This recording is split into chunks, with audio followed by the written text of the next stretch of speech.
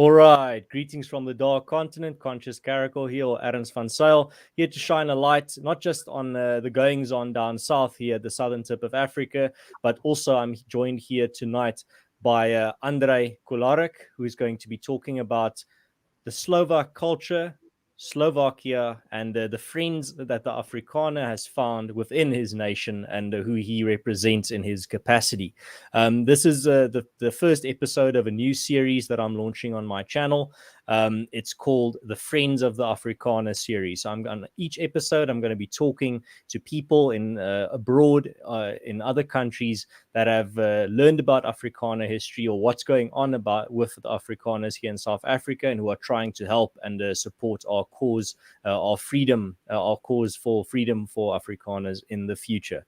And Andre is also an avid watcher of my channel. He's often in the chat, and I thought, well, maybe he's the perfect guy to have for the first guest. Slovakia is a country that I think not only do I not know a lot about the country's history and Andrej's people's history.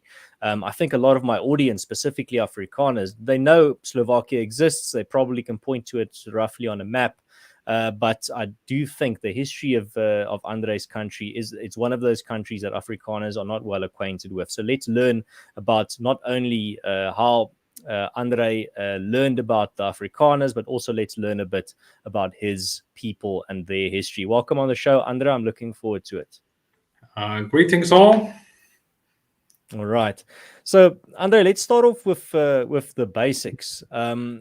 Before we get into your country itself, who do you represent? There's a KDMS in your name there. Maybe just to start off there, who are you representing in that regard? So the KDMS stands for the Christian Democratic Youth of Slovakia. So we are a youth organization to the Christian Democratic Movement in Slovakia, KDH. Similar as you have the AfriForum Jeugd or the VF Plus Jeugd. So we are a separate. We are organizationally separate from the party, but a lot of the members of our movement of our youth organization are members of the party. So we can say that, so we have this cooperation, but we're not sort of linked thoroughly interwoven. But we have the opportunity to grow and to participate in the events and to learn from more experienced people than ourselves, of course. And I found it fascinating when, firstly, I think you mentioned in my live chat for the first time that you are watching from Slovakia, and I was kind of taken aback by it because it's a country I didn't expect a viewer of mine to be from. And then also we'll get into some of the actions of your organization relating to the Afrikaner cause. But you did send me an email as well informing me about this. And it was fascinating to hear from someone on the other, from that corner of the world.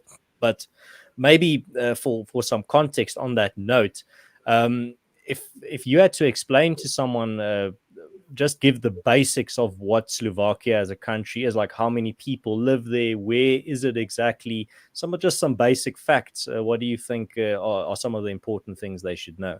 So Slovakia is a country in the heart of Europe. We are surrounded by 5 countries. To the west is Czech Republic, to the north is Poland, to the east is the war-damaged Ukraine, to the south is Hungary, and to the southwest, we have Austria. We are a country with 5.5 million people.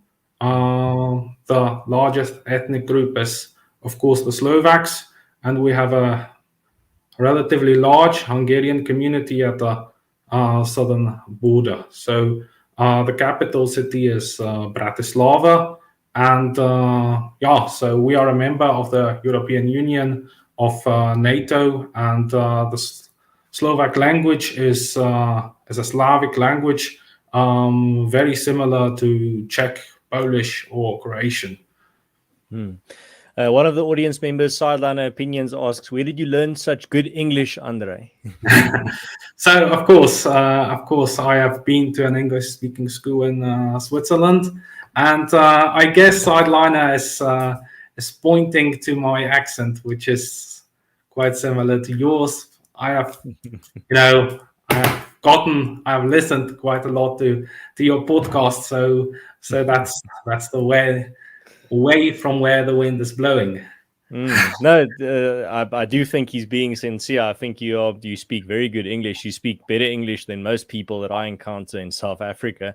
And the thing is, when it comes to your country, you've talked about a lot of countries that border it, but let's talk specifically about the internal affairs. You said that, when we were talking off air, is Slovakia ethnically and culturally very diverse country, or how does the cultural makeup of the country? You said the majority are Slovaks, but is that 80%, 50%? What are some of the other communities you have there, just to paint a better demographic picture of your country? I have on the other tab, I have the page from the statistics office to show you to tell you the precise figures. So 4.5 million people are Slovaks. That's roughly 83% of the population.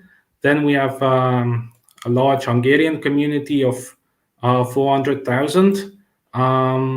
Then we have the other ethnic communities. We have the Ruthenians in the east, who are more the eastern right of Christianity, the Greek Catholics and the Orthodox. And then we have also a quite large Roma community, which doesn't appear on the censuses. So the numbers you find in statistics is slightly underreported. The majority of Slovak people are Catholics, but we have also quite large communities of Lutheran, Protestants. There is also a large Greek Catholic church, and recently there's been secularization. So there is also a large number of people without religious faith. Right. I see Pinar van Wyk says, "Is it just me, or is the Slovakian English accent similar to Afrikaner?" And then I don't have a Slovak English accent. I have never tried. I have never picked it up. It's I have two default. So I can also speak like the proper British English if that's the way. If you're curious, you want to listen to this way. But I guess I know the Afrikaner accent, so I guess the audience will appreciate it. So that's why I can do it quite naturally. So that's not a problem. No, you speak English as you are the most comfortable. I see a Babalas for Border also says, "If no one had told me he was Slovakian, I would have assumed he was South African or Afrikaans."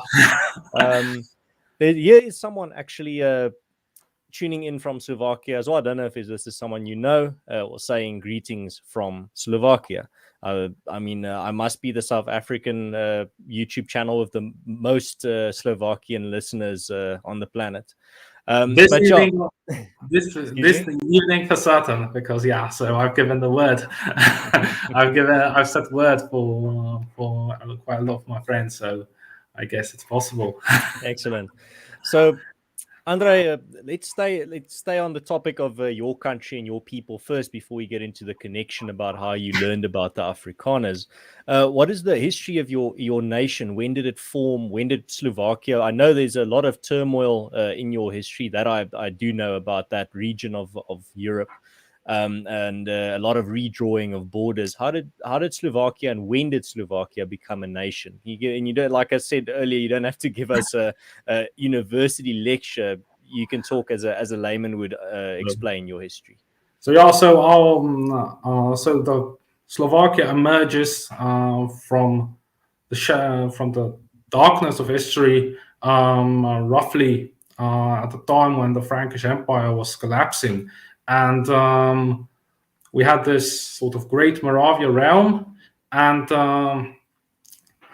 Slovakia was one of the Slovakian or Old Slavonic was one of the earliest liturgical languages that was recognized by the papacy in Rome. We had two apostles from Thessaloniki in Greece who came and brought the alphabet to the people living in present-day Slovakia.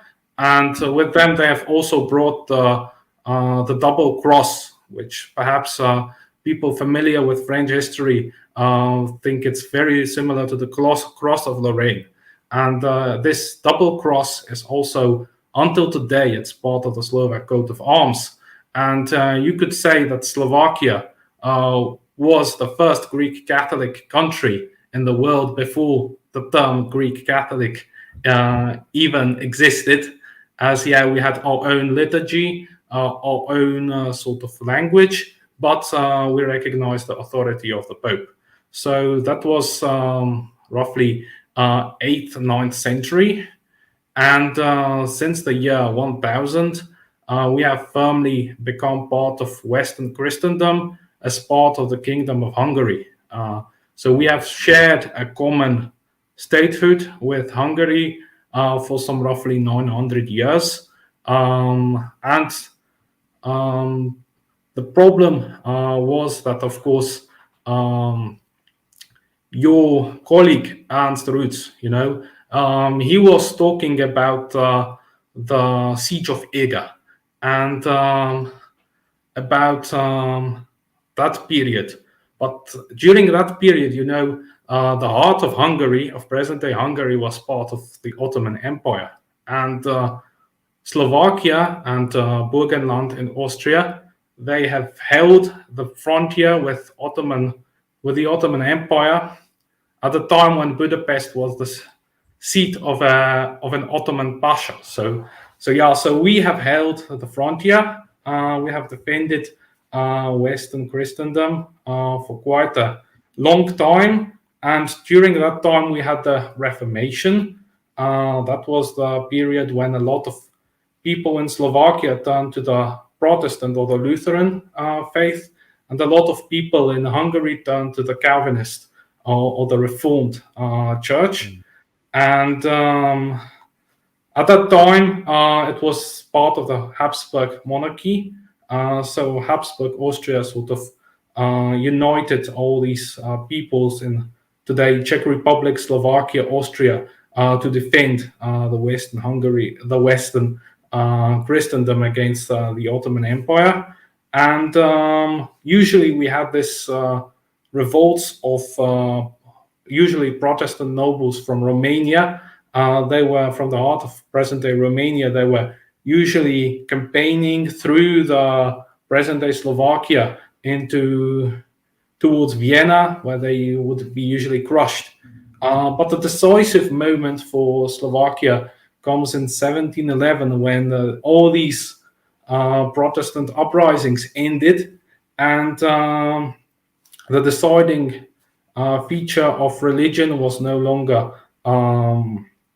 sort of the topic. And from then you start to see this sort of Hungarian nationalism emerging, and that was actually a problem for Slovaks, because the Hungarian nationalism, and especially since 1848, when you have this the revolution of Lajos Kossuth, and this period of revolutions, turmoil all across Europe, you start to see that to be a true Hungarian means to speak Hungarian. And the Slovaks did not speak Hungarian, so you had this sort of centralizing force that tried to enforce Slovaks to speak Hungarian, and the Slovaks were not comfortable with it.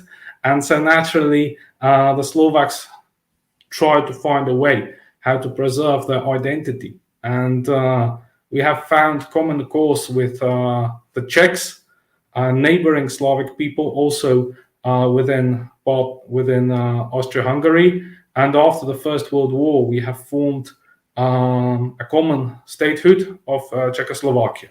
But the numbers didn't add up, because if you would say you had Czechs as first, then you had Germans, and then you had Slovaks. So in order to become the majority, there was the thesis of Czechoslovak nationhood, which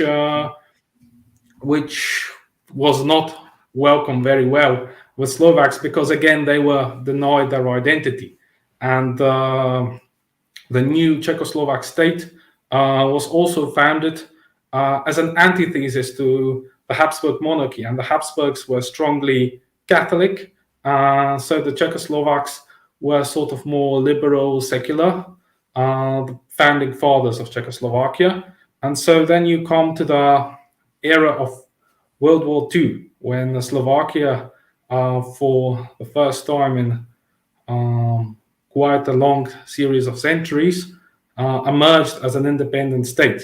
And independent state, the sad thing about it was that its political outlook was a marriage of Catholicism and Slovak nationalism. And of course, it was a satellite to Nazi Germany, which did not help the thing. And so then again, you had an uprising against this regime during the Slovak National Uprising, which was one of the. There was another uprising in Poland and in Yugoslavia. There were three major uprisings in Eastern Europe, and but the defining moment for Slovakia, which has destroyed liberty in our country, was the end of the Second World War, when Slovakia became part of the Soviet sphere. So from then, political liberty actually was destroyed. We were living under a totalitarian regime that was also against all forms of religion and all forms of sort of free thinking. So the organization, the political party to which we are a youth wing, was born out of the Catholic dissent against this totalitarian regime, against the communists. And I would say that you were mentioning Milan Kundera, but the Slovaks were the first piece of the domino that destroyed and brought the end of the totalitarian regimes in Eastern Europe, because before the fall of the Berlin Wall, we have organized a candle manifestation. It was Good Friday of 1989, I believe. So in 1989, the Slovak Catholic dissidents have organized a candlelight manifestation for just for the right to observe religion with freedom. And they were met with the police, which started beating them up, and they just poured a lot of water onto them. But in the physical level, the communists have won. But in the moral level, it was a victory. And this victory, which has found a lot of sympathy in the outside world, has helped to inspire all these movements that eventually brought the downfall of the communist regimes in later that year. So that's in a nutshell. Yeah, no, thank you very much. You clearly prepared well for, or I don't know, maybe you just have all of that from memory, but that's a perfect summation of your history. I think it sums it up very well. You mentioned that I talked about Milan Kundera. That was off air, so I wanted to actually read this quote that I think is actually very applicable. So it's his quote that I start one of my pieces for IM 1776 with. Where he writes about small nations, where he says, a small nation points to a condition, a fate. Small nations lack that felicitous sense of an eternal past and future. At any given moment in their at a given moment in their history, they all pass through the antechambers of death. In constant confrontation with the arrogant ignorance of the mighty, they see their existence as perpetually threatened, or with a question mark hovering over it, for their very existence is the question. I think that quote fits very well into that concise history lesson that you gave us there, Andrej. It's fascinating that you mentioned that your people also experienced language suppression. But before we get to that, my chat is actually the members of my audience are just filling the chat with Slovakia facts. So I'm going to put some of them on the screen. Maybe you even learned something new. I thought they were very interesting as I saw them come in. So Sideline Opinion says Slovakia has 8 World Heritage sites. Slovakia is the world's highest per capita car producer, 1.1 million cars in 2019. Pinar van Wyk says Slovakia has more castles and chateaux per capita than anywhere else. Slovakia is a small country, but it boasts more than 600 castles. That's the highest density of castles per capita in the world. Sideline Opinions also says Czechoslovakia is the name that old people are familiar with. I also remember when I was young, people talking about Czechoslovakia or Czechoslovakia in Afrikaans. Let's see, Pinar van Wyk, another fact. It seems like my chat has now just become Slovakia facts. Highest altitude car manufacturing plant is in Zelina. Sideline Opinions actually asks an interesting question. Is there a communist party in Slovakia? Indeed, there is. It's a relatively minor party. The problem with them is currently that they are very close to the Slovak National Party. And just a side note that the Slovak National Party seeks to be a continuation of the Slovak National Party that existed during the struggle against the Hungarian cultural assimilation policy. So that's a very sad thing to see, that nationalists and communists are talking together and seem to find common ground.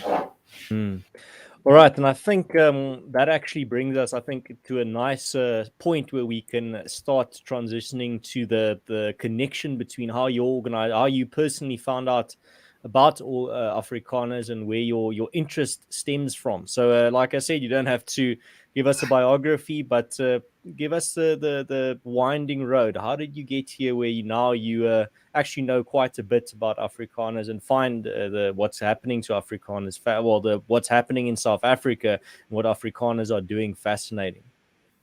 So I studied international relations, and I've always found interest in countries that are a mosaic of peoples, languages, cultures. And my first interest was in Bosnia-Herzegovina. From there, I moved my interest to the Middle East, to places like Lebanon, Syria, Iraq. And that was at a time when one of my friends at university has sent me a video of the song Rhodesians Never Die. Well, apparently the Zambezi River went dry, as the history outcome shows.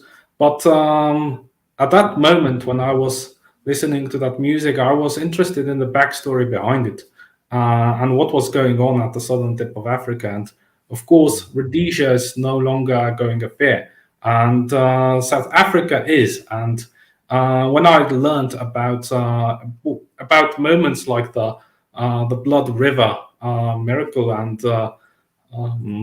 Reverend Celia's, I think, and the Day of the Vow story, it just reminded me of the Old Testament history coming alive quite a few centuries later. And from there, I must say that I have listened to quite a lot of great Afrikaner songs. I just mentioned Delarai, and the second one was Voortrekker Monument. I think that's a great patriotic song that you should play to any immigrant living in another country or on the other continent. Just reminds you of some nostalgia of a place where you want to come and return home. And of course, South Africa is a country which is also in the part of the mosaic of ethnicities and peoples. It's even more complex than the previous countries I have mentioned. So yeah, and so I've come across a few channels, and I've reached your channel after first tuning in and listening to Chris Wyatt's channel from Central Pennsylvania, and yeah, so that's Yeah, how. Chris is another friend of the Afrikaners as well. Definitely make him part of this series too. Yeah, Andre, it's fascinating how the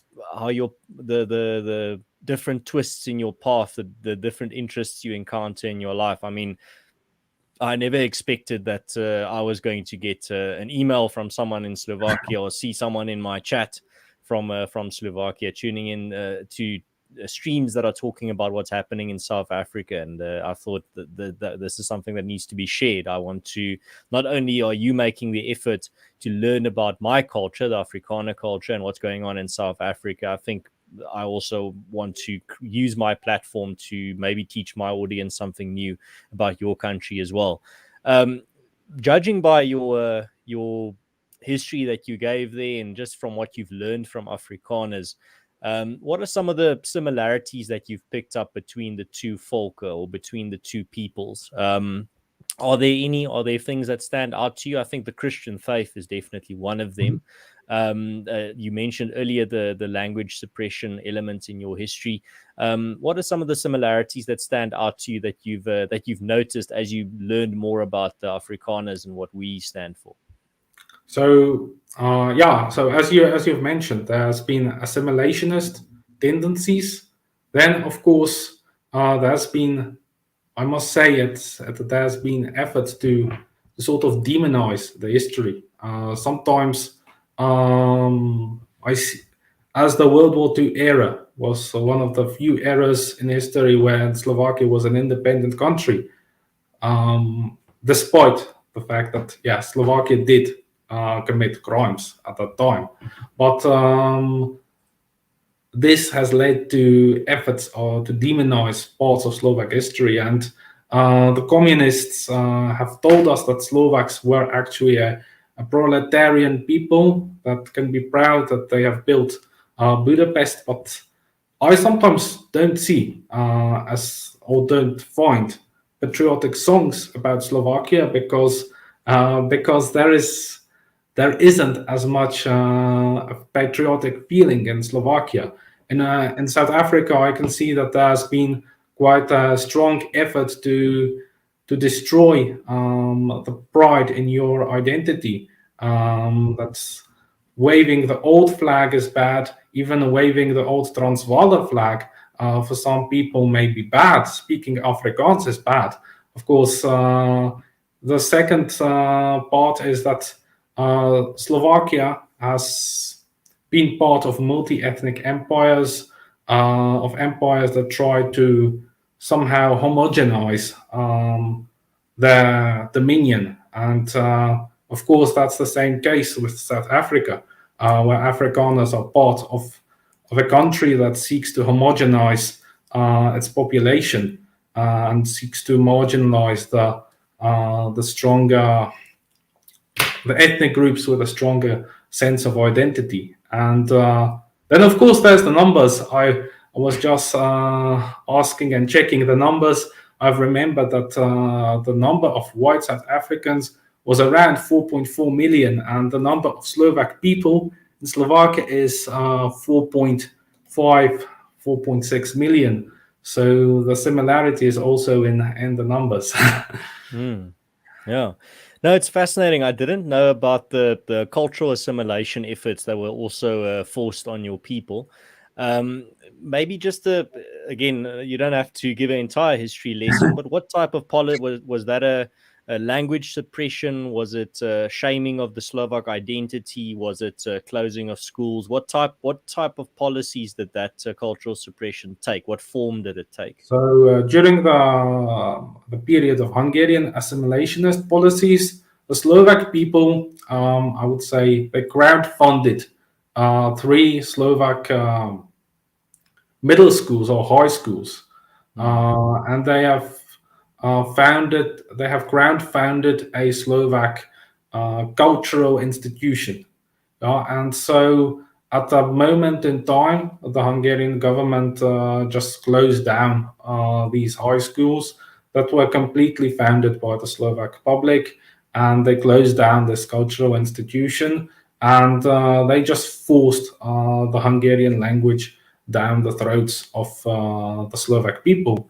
And yeah, so, and then of course you had Hungarian politicians from that time that were speaking that there is no such thing as a Slovak nation, which perhaps may have been true before, if the Hungarians would accept the compromise that there is a one Hungarian nation that speaks two languages, one Hungarian and the second Slovak. But they did not accept it, and that's how Slovaks and Hungarians could be just said that they are, to some extent, just two ends of one pole. You would put it that way. Let's see what the chat is saying before we continue. Jasper Kutsia says, invite Andrej for a braai at Urania. Arends would like to meet Andrej. Well, Andrej, the invitation stands. If you ever visit South Africa, you are welcome to come visit Urania. Jasper will definitely sponsor your nice big T-bone steak and a nice big jug of beer. I see Sideline Opinion says more than 1,200 Slovaks are living and working in South Africa. When are you coming, Andrej? Sudnos says also one of the communist myths about Slovakia is portraying Slovaks as people without history, other than some pseudo-class struggle with Hungarians. He then follows up by saying, yes, there was a struggle with Hungarians, but that only happened during the aforementioned nationalistic aims of Hungary in the 19th century. Is there anything you'd like to add to those comments before we continue, Andrej? With the class struggle, I just like to state that, in a mentality where the elites were just seen as the evil oppressors, you get a mentality where when a large part of people think that their national hero is the Slovak version of Robin Hood, which sort of destroys any type of trust in public institutions, and it's quite difficult to move from that point. And let's get into some of the things that your organization also does, because that's actually what brought, I knew about you in my live chat, but I didn't know about your activities and activism that you do through your organization. And one of the things that you did was you sent me an email about an action that you were planning for in regards to actually what's happening to Afrikaners and other minorities in South Africa. Can you tell us a bit more about that action and specifically the Afrikaner and South African minorities related actions that you've attempted or that you still plan in the future? If you can give us a little overview there. So our organization, as part of the Young European People's Party, which is which unites all Christian Democrat and center right-wing parties, and the youth wings of Christian Democrat and center right-wing parties in Europe and the European Union. And so stemming from the fact that Slovak Christian Democrats have a long-term policy of opening causes to help to defend the dignity and cultural rights of oppressed peoples around the world. I can mention that we have an ambassador who has struggled for religious liberty around the world. We have appointed one. Our member of European Parliament, Mrs. Lexman, has opened also, for example, the cause of the Uyghur people who are oppressed by the Chinese Communist Party. Slovak members of the European Parliament have also in the past opened the cause of oppressed Christian community, of the oppressed Assyrian community in Iraq and northeastern Syria. So stemming from the fact that we as Slovak people were very grateful when somebody from the outside, be it in the 19th century, Robert Seton Watson and Bjornstjerne Bjornsson, were interested about the plight of the Slovak people, or during the period of communist oppression, when, for example, Roger Scruton was very interested in the struggle and the Slovak cause for liberty. So we were very grateful back then. And now we are living in a relatively free period. So now we want to extend our hand of help to other communities which are in the same situation that we have been in the past. No, thank you very much. And yeah, whenever you do such or plan such efforts, I'll assist in any way that I can. I see here in the chat, Benjamin Labuskachny says, I remember whilst in high school around 1970, 1973, having immigrants from your guest country, whom I recall a nice girl a lot of guys had their eyes on. Her name was Dasha. Yeah, there does seem to be a lot of Eastern European immigrants to South Africa during that time. I think a lot actually fleeing Soviet persecution or Soviet oppression during that time. So it's not, I'm not surprised that there are some immigrants from Slovakia here in South Africa. But of course, they are a absolute like micro minority. And to add to that, I think when it comes to that history that you gave there of the similarities between Afrikaner culture and Slovak culture, that theme of what Milan Kundera was writing about, the small nations versus the mighty nations, where there's always a struggle for to keep existing, to make sure that the people that come after you can still have a healthy sense of identity and speak your language, and not just be that you're not just assimilated and standardized into the next big empire. And it seems like the Slovak people have had a experience of that. But on that note, just a small detail. I asked this before the stream, but just to clarify for my audience as well, Slovak is the name of the the ethnicity, the culture, and also the language that you speak. Correct? Yeah, that's the word. Yes, correctly. Right. So the next thing that I think is important, I just saw there in the chat, there was a question that was answered already before I could ask you. So Sideline Opinions asked, is Slovakia a socialist country? And our other Slovakian listener or watcher said, no, it's a democratic republic. When it comes to, let's stay on that topic, the politics of Slovakia, when it comes to the political parties in your country, is it, where on the spectrum does it fall? What party, for example, is you mentioned earlier is the head of the party in charge is currently the National Party? No. It's the Slovak political spectrum is quite chaotic.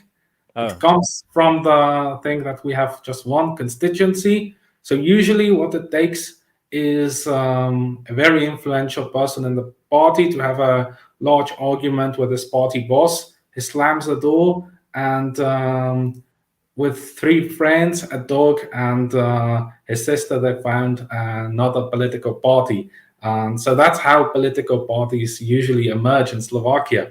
So the current ruling coalition, you can't, from the current, there is no current ruling coalition because the government fell, but the parties that were part of it, most of them were this sort of political startup, which you just can't do normal politics when you don't have parties which don't have a pillar or a platform on which they stand, and they will stand from the day of the election to the time of the next election and from then on. So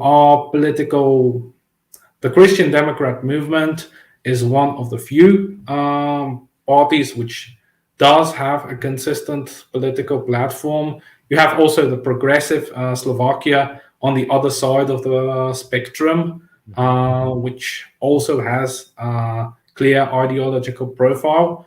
But other than that, quite a lot of the other parties are mostly just political startups. And are you, as your organization, your youth organization, are you planning further future actions to bring attention to the plights of Afrikaners and other minority groups in South Africa and about what's going on here? So we have introduced a resolution at this conference of the Young European People's Party. We have raised the issue. We have found that the topic was quite divisive, with some people against the whole point of the topic, others who were objecting to the tone in which the resolution was set in. And as we did not want to risk that the resolution would be voted against, we have withdrawn the resolution, and we will try to find a way how to formulate it in a way and in a tone that will be more consensual and without risk that it would be voted against. So we didn't want that the topic would be just ended, and yeah. Well, thank you very much. Now, in those future efforts, I'll definitely help you if you need any information or any need any facts checked. Something else that I wanted to ask earlier when we were talking about Slovak culture is, I know from experience talking to one of my colleagues, Adams Roots, who's visited Hungary many times, that Hungary has both Western and Eastern influence on their culture and their architecture and their food and their language. Well, their language is very unique. But when it comes to the Slovak culture, does it have a lot of Eastern influence, or is it more exclusively Western culture? What is the Slovak culture like when it comes to specifically its influences? It depends on how you define Eastern. If you define Eastern as Middle Eastern or Balkan Ottoman, in that sense, no.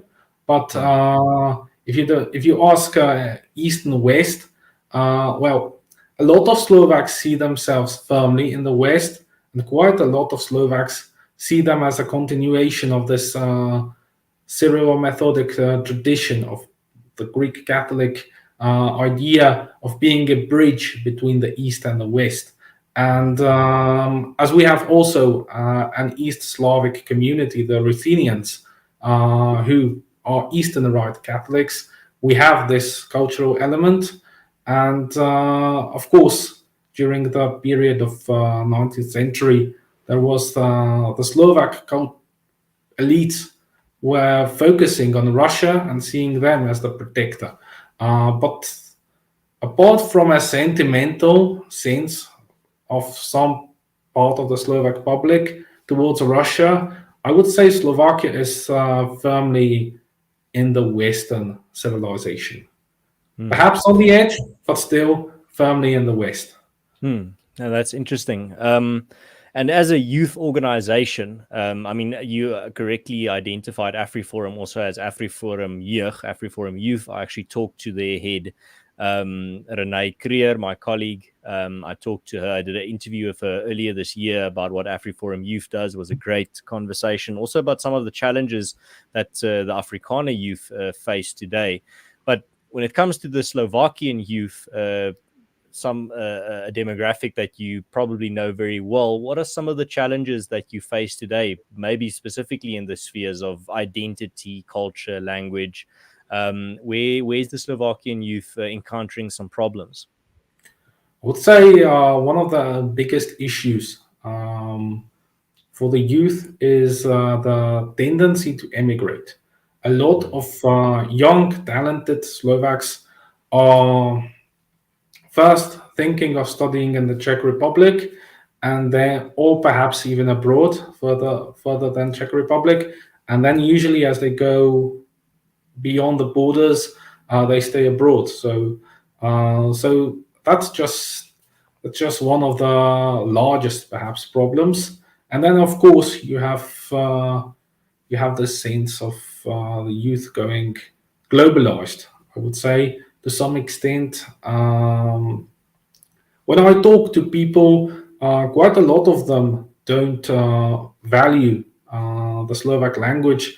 You sometimes hear people using an English borrowed word in every second sentence, or perhaps That happens in every. Afrikaans as well, unfortunately. Some people. Yeah, so I think, yeah, so the immigration would be perhaps the biggest issue. I see an interesting question here from Sideliner Opinions in the chat, but I think it's a very difficult question. But let's see. If you have an answer, I'd like to hear it. I'd have to think a little bit about this. But Sideliner Opinions asks, why is Eastern Europe generally conservative and religious, while Western Europe is generally liberal and secular? Do you have a personal insight there, Andre? After the Second World War, I'd say that the West has experienced such a period of prosperity that they had everything, and they didn't have the usual challenges that forced people to come together and find a common solution. And then the 1968 revolutions and protests that brought to relevance the Green Party in Germany, and that has actually changed Western European culture and also American culture, the hippies movement, etc. And given the fact that the Iron Curtain has sought to limit any cultural influence from the other side, we didn't experience this type of cultural change, or at least to a much lesser degree. Well, that's a very good answer, better than I would have been able to give. Hendo says 41 likes. Well, thank you very much. I hope we get some more. Let's get it over 50 there. So, Andre, as we start nearing the end of our conversation, I want to hear from you. What are some of the things? Because you said that when we were talking off air, that some of the things that we're doing here in South Africa through AfriForum and the Solidariteit movement, or the Solidarity movement, are actually inspiring you or giving you some hope and inspiration for similar type of actions, or similar type of mindset there in Slovakia as well. Can you elaborate a bit on that? Well, I actually was thinking quite recently that we need a Slovak version of the AfriForum or Solidariteit movement, because firstly, you have a lot of people in Slovakia are waiting for a messianic figure. It's very comfortable to say this guy is going to be the next Slovak Delaraj, and he will save all our problems, and you guys can just watch TV or have a braai. But that's not how it works. The bitter medicine is to tell people, you guys need to team up, get organized, go perhaps into the local park, collect the plastic bottles that the previous night the drunkards have left there. And that's the way how you can build something. And the guy who has won the latest elections in Slovakia, all he did was he went to a villa of an oligarch. He just made a statement: this villa should belong to the state, because it was it was bought by money obtained from corruption, and that's how he has won the elections. And people put a lot of hope that this guy will solve all the problems, because money will magically remain in the cupboard, and all the problems will be solved. But that's not how it works. And the second thing, as I was listening and I went to a few discussions with a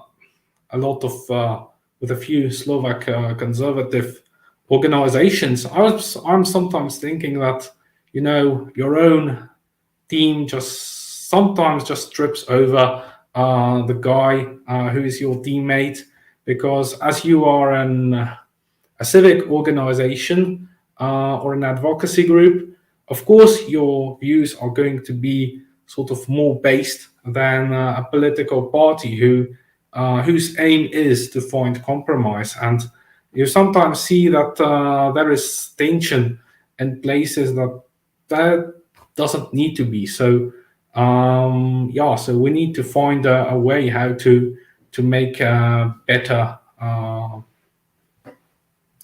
coordination and cooperation. I see there's a comment here from Dagbreker that I find very amusing and I think very accurate. So the reference here is he's talking about Siener van Rensburg. So Siener van Rensburg was a prophetic figure during the Boer War that predicted that the Afrikaners would be led in the future by a man in a brown jacket. And he makes the argument, basically what you now said, Andre, that the man in the brown jacket is you. It's the person that can make a difference. It's not some De La Rey figure that's going to appear on the horizon. You can be that leader in your community. You can make a difference. So I think that's a big thing that people still need to learn, is to stop waiting for just some big, strong leader and rather to be that leader themselves in their own capacity within their community.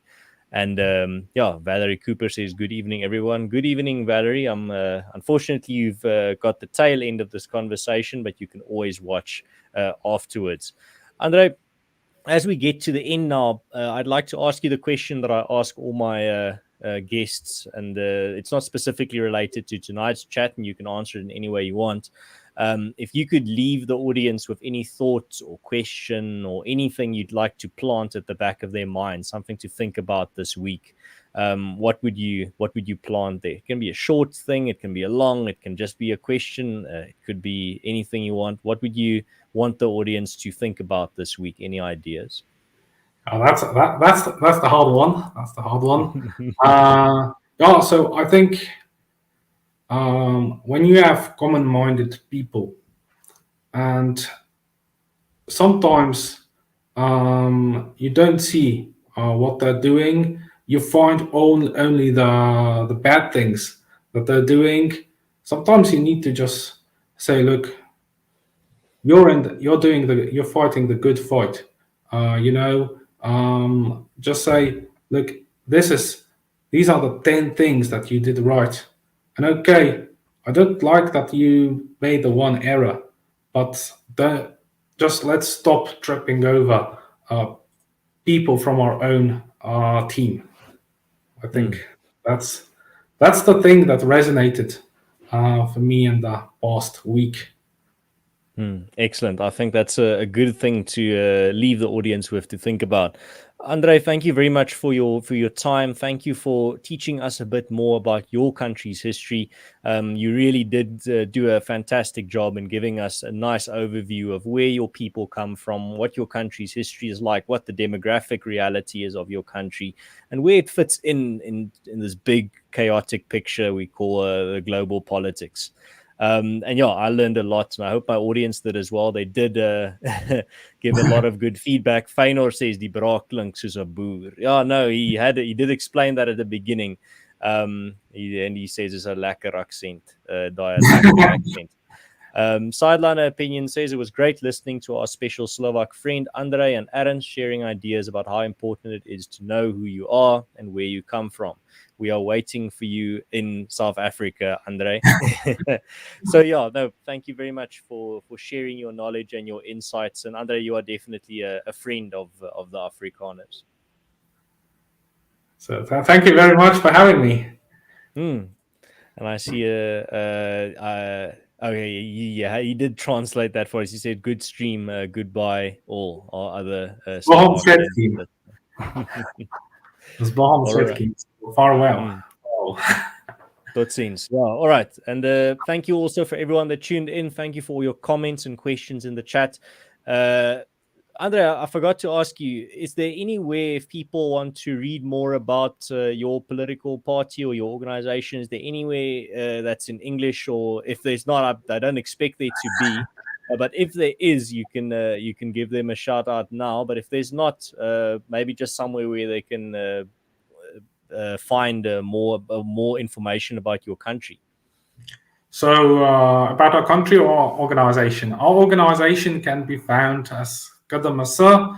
It can be found with the long name. I'll post a link in the comment on Facebook, on Instagram, and on our website, KDMS.sk. And of course, Slovakia. I think there is quite a lot of information about Slovakia out there on the net, and it would be perhaps ubiquitous to post special. Right. So send me that link or those links, and I'll put them in the description for anyone that wants to go read a bit more about your organization and go see what you're doing. You said you're on Facebook and Instagram, so I'll put those those links down there. All right, guys. If you're watching this and it's no longer live, you can still take part in the conversation by leaving your thoughts in the comment section. I read all of them and respond to as many as I can, especially if you are like Andre, tuning in from somewhere else in the world. Let me know in the comments where you're tuning in from, specifically not in the live comments now. Put it in the regular comments when the live stream is over, so it can be there as parts of like a nice long list. I'd love to hear where all of you are tuning in from, and maybe you can be another guest as another friend of the Afrikaner here on the show as well. So cheers, guys. Have a good one. I hope you have an excellent evening, and Andre, also I hope you have a great evening and all the best for all your organization's efforts in the future, and God bless. Bye bye, dankie. All right, tot ziens.